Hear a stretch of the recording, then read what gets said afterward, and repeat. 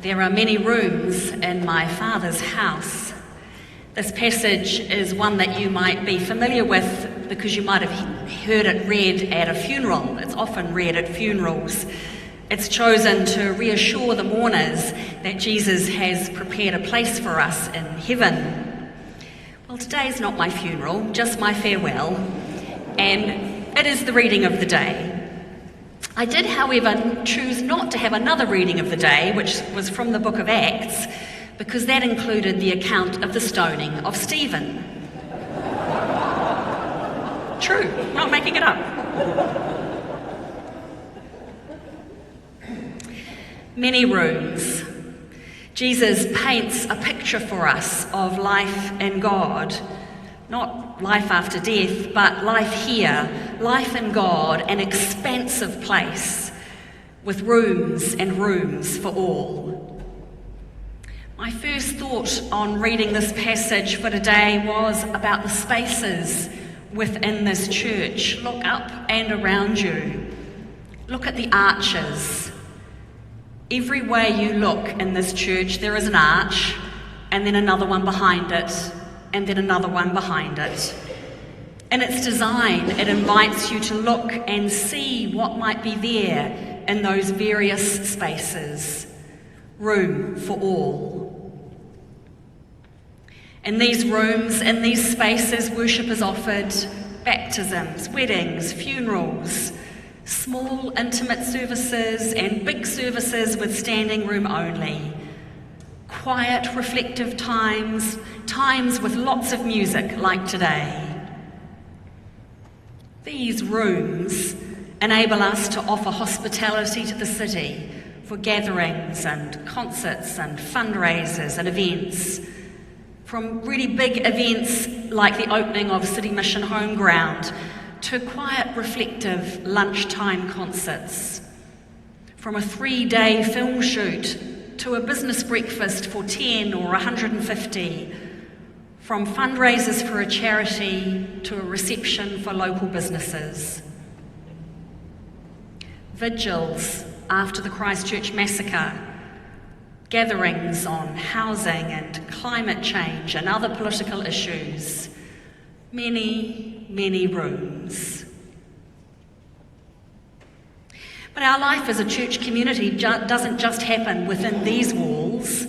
We find ourselves in many other rooms. I think of filming in the vicarage kitchen, lounge and garden to be received in your lounges and dining rooms during the COVID lockdowns. Live streaming now into rooms across Aotearoa and indeed the world. And our digital platform serving as a library of content ready now for its next phase of interaction and learning.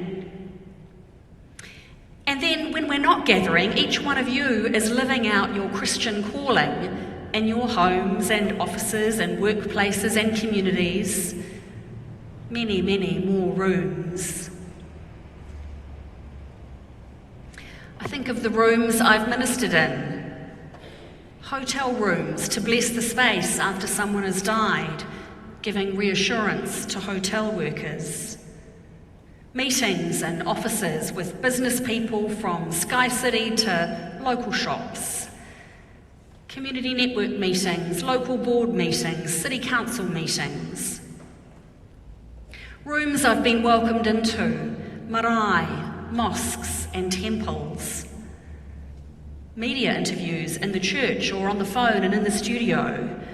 From marriage equality to hot cross buns, from Kim Hill to the Jono and Ben show. And then I think of home communions and house blessings and home visits from Orewa to Pokeno, from Ranui to St Heliers. Many rooms. And as I step down today from ministry here at St Matthew's after 9 amazing years, I'm also stepping down from 31 years of full-time ministry, 31 years of Sundays, nurturing and leading different communities in Wellington, in Ottawa, Canada, in Napier and here in Auckland. 8 parish communities in total, some for a short time, others longer. Lots of different rooms. In Wadestown and Wellington, we built new rooms in a wonderful community centre. In Napier, we knocked down some old rooms to make space for new opportunities. And here we've added digital rooms and comfortable office space. In every place, I have been privileged to spend time in people's lives, at moments of joy, moments of sorrow, and then just in the everyday cycle of worship and community.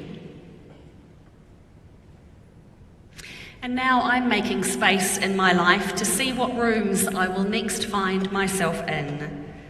The door is open and I have no idea what I'll find on the other side, but I'm excited to see what might be there. And you are called to carry on here, being hosts in these rooms, to welcome people Sunday by Sunday, and to listen to what the city needs. To hear what the city needs from St Matthew's in this next phase of its life, and as you call your 19th vicar. As the writer of the letter of Peter says, like living stones, let yourselves be built into a spiritual house, God's own people.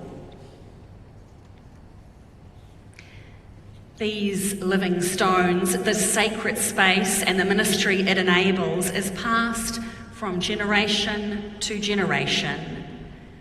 You are the current guardians, inherited from our founders in 1853. The 22nd of May this month will mark 170 years since the ordination of our first vicar, Frederick Thatcher, and the establishment of the parish.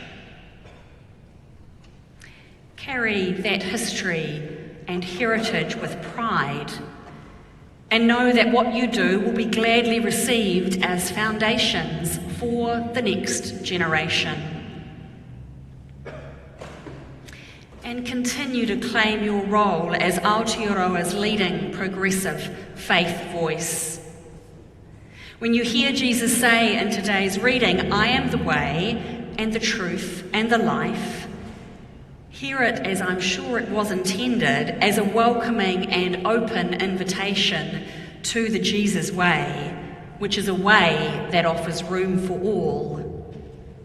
Not as some preachers would preach it, as exclusive, with Jesus being the only way. Jesus doesn't say that. He says, "I am the way," and it's an open way.